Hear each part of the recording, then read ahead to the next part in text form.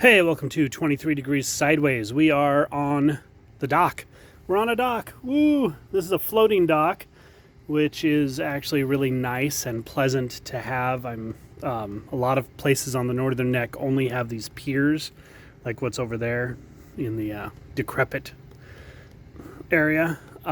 Floating docks are so much nicer because you don't have to worry about big tide ranges and how to get on and off of your boat. Also, it's just, for me from the West Coast, it's just a much more, there's a vibe, there's a feel, there's a sense to it. Like it feels like a real marina to me.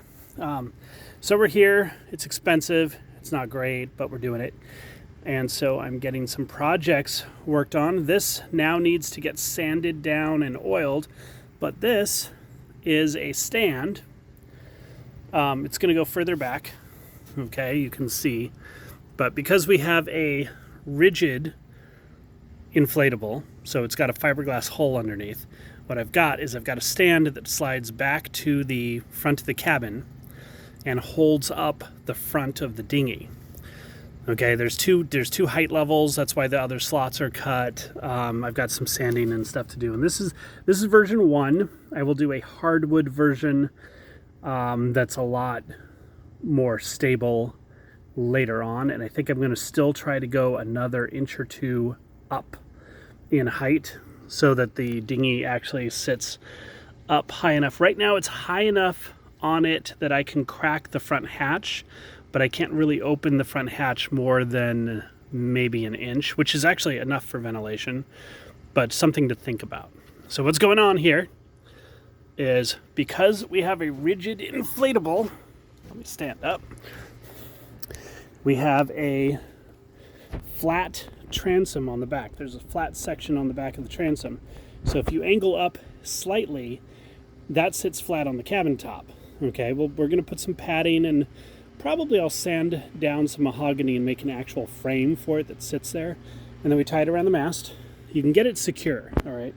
Takes a little doing, and I'm gonna have to work on some clips and stuff, but you can get it very secure. We've had this out in 3-foot water already, and it didn't go. It shifted a little bit, but it didn't go. Like, didn't try to get off or anything. So that's that. And then deflated. You can inflate it in here before you lift it and move it out. It will actually fit. Deflated is a little bit better for visibility from the cockpit because we're running on a tiller system. And then up here, you've got that. And again, I'm probably going to go for a couple inches higher when we get to that spot. And it may go up an inch just from padding that I put on the wood, because even though it's fiberglass hull, I don't want to scratch the fiberglass up too much, because, it's the bottom of the boat. It's the part you don't see when it's in the water. So, got to be careful of that. This is the lifting bridle.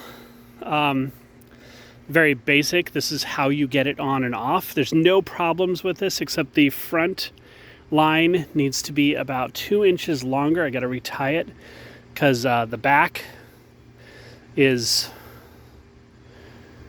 too low. It's not balanced when I lift. This would have been the Spinnaker halyard at one point in time. It is Dyneema now, and it's got an 8,200 pound braking strength or working load limit or something absolutely ridiculous. It's a little slick on the hands though, so I may replace it, or I might not. I may just actually get a new winch on the mast sometime. But we just winch it up and down. This is a 10-minute off and 5-minute on process. Okay? And this is the key.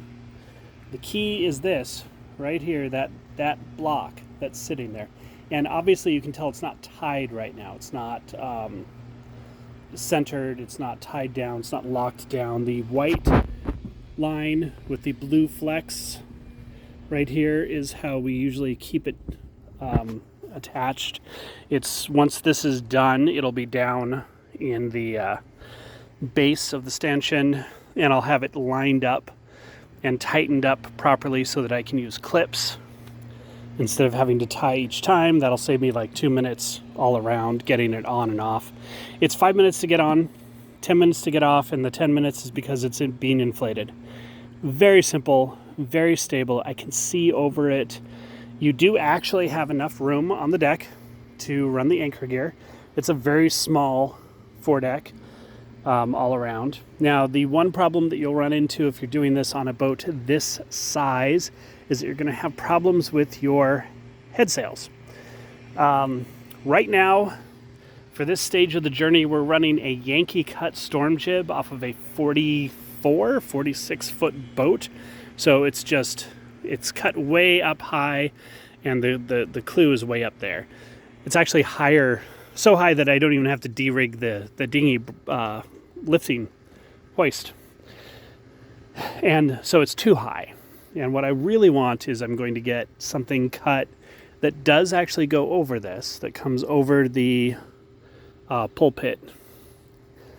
I want it to be 30 inches off the deck for when I redo the stanchions, because I want 30-inch stanchions, because this is a cruising boat. This is not a performance sailing boat. So if I can get a 95% just right back to the shrouds, so I can self-tack on the jib when I want to, and it's cut up just high enough that it clears the dinghy and still goes up to the top of the mast, I'll be very happy. That's going to be about 30 feet. And then if I've got a straight line there, it'll come back about 9.5, 10 feet. Theoretically, I can go 10 feet 9 inches, something like that, and that'll be fine. And that's actually a really good head sail for everything except extremely light winds when you want to do a 150 Jenny. And if I want to do 150 Jenny downwind, I'll just do it. I don't care if the dinghy's there. I'm not going to be, I'm cruising. I'm not going to have to short tack. And no one who's cruising wants to short tack a 150 anyway. Like, that's just stupid and annoying. All cruisers have stuff on their deck, so let's just skip the deck sweeper racing thing, right? Anyway, so a lot of people have davits on the back, dinghy davits, and dinghy davits come in 3 basic types. Really bad, almost good, and super expensive. And so what you get is, I'm going to walk over here and just show the back of a different boat for a moment. What you get is you get these massively, hugely engineered things, you can see it back there, that will hold up in a storm, or you get, the anything less is just too little. With davits, what you have to do, if you want to make them work, and this will work for all types, whether they're too light and too flimsy or not, is you have to secure everything as if you're going through a hurricane. So you get the dinghy up on the davits, you get it tied off. Then you tie the davits to cleats. Cleat the davits off so that they don't have a lot of wiggle room. And then you cleat the dinghy off, okay, with fenders against the davit arms, so that the dinghy is cleated so it won't swing side to side or fore and aft. And then, it's a 20-minute job to get it all tied up. But once you do that, then a passage is really nice. Now, if you're on flat water, if you're doing the ICW and you want to use davits, you should have no problems, but you're going to have to secure it for something like the Albemarle Sound. But just going up and down the river, the rivers, the channels, the canals, not a big deal. You still want to secure it, you still want to belay it, but you're not going to have to do a hurricane tie. You do have to do a hurricane tie if you want to go out on open water and really feel comfortable and confident. The other answer, towing, is something we have not done yet. I'm going to try it. We're going to do a video on that, and I don't know exactly how I'm going to feel about that. Towing might work very well for us on the ICW, and it'll give us an easy on and off of the dinghy. The dinghy's inflated. We just pull it up and run down the ladder and get on. On the other hand, rigging it to tow might take just as long as lifting the dinghy up onto the deck. So I don't know how that's going to go yet. Right now, this is a really easy, simple answer that keeps us from having to worry about our lack of experience in towing while we're going through bouncy water. So I'm going to get that finished off, sanded down, and then oiled.